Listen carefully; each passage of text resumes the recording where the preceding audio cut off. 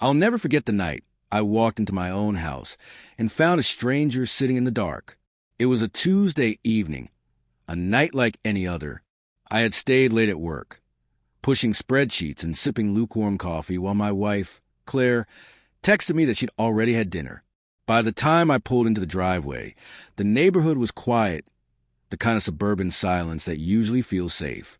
But as soon as I unlocked the door, I knew something was off. The air was heavy. No TV, no clinking of dishes, no sound of Claire humming to herself. Just silence.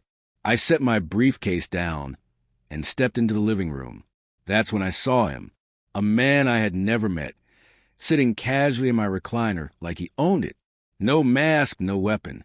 Just calm eyes and a small smile, as though he'd been waiting. My pulse spiked. "Who the hell are you?" The man tilted his head.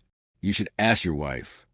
Before I could respond, Claire emerged from the kitchen, carrying 2 glasses of wine.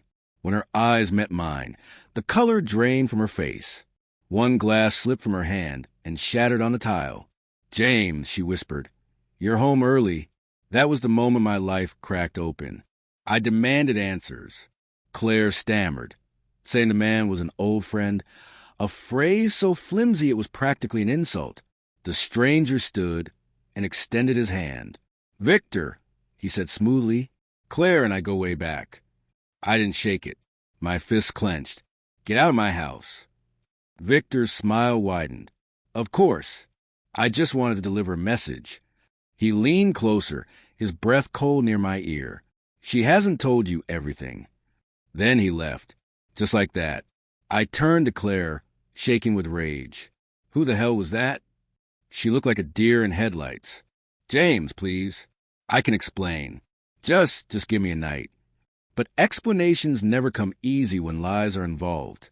That night, Claire slept on the edge of the bed, her back to me. I lay awake, replaying Victor's words. "She hasn't told you everything."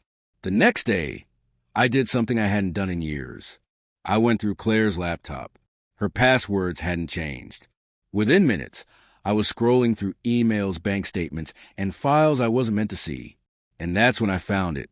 An account under her maiden name. A hidden bank account with nearly $120,000 inside. Deposits every month. Sometimes $5,000. Sometimes $10,000. Always in cash. My stomach dropped. We weren't rich. We were barely middle class. Where the hell was that money coming from? And then I found the folder. A set of documents labeled Project Meridian. Inside were scanned IDs, medical records, even passports, names I didn't recognize. Dozens of them. Claire walked in while I was staring at the screen. She froze, her face draining of color. "You weren't supposed to see that," she whispered. The fight that followed was volcanic. I demanded answers. She dodged and deflected. Finally, she broke. "Fine. You want the truth? I work for them." "Them?" I asked. "The Circle," she said, her voice trembling. "You wouldn't understand. It's bigger than us, bigger than this marriage." I thought she was losing her mind, but her eyes told me she believed every word.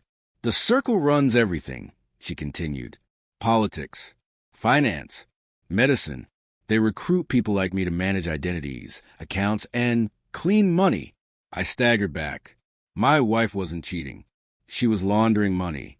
For who? I whispered. She didn't answer. She just cried. Days passed.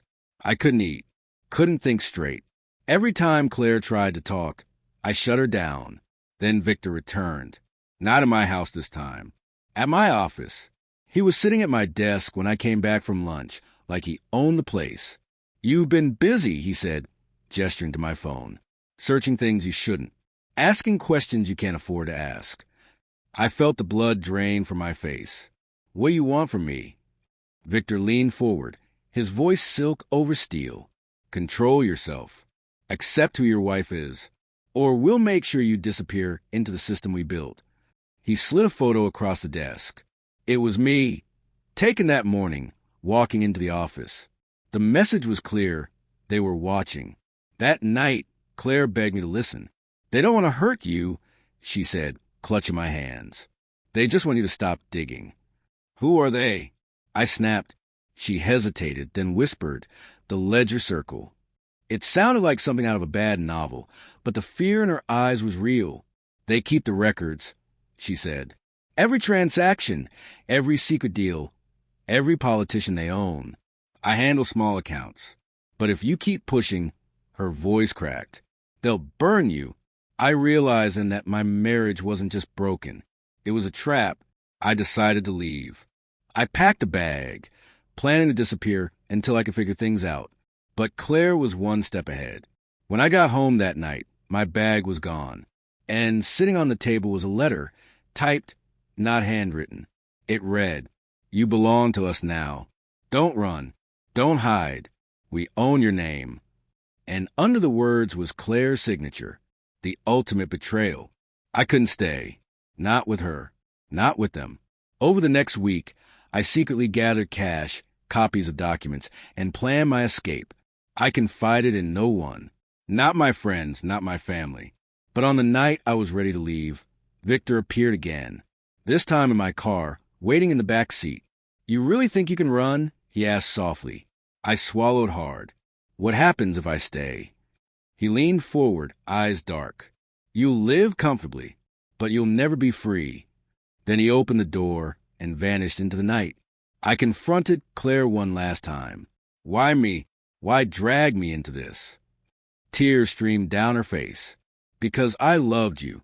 I thought I could protect you by keeping you close. But now you know too much. She handed me a flash drive. This is everything.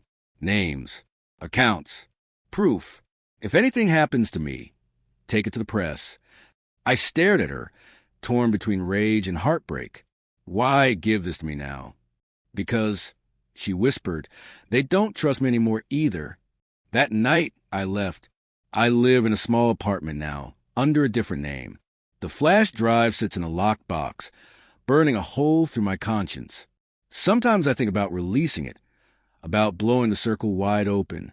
But then I see the black SUVs parked near my building, the shadows that follow me home. And sometimes I see Claire, not in person, just glimpses, a figure across the street, a voice in a crowd. I don't know if she's alive or if the circle is using her as bait. All I know is that my marriage ended the moment I walked into my living room that night, and I've been running ever since.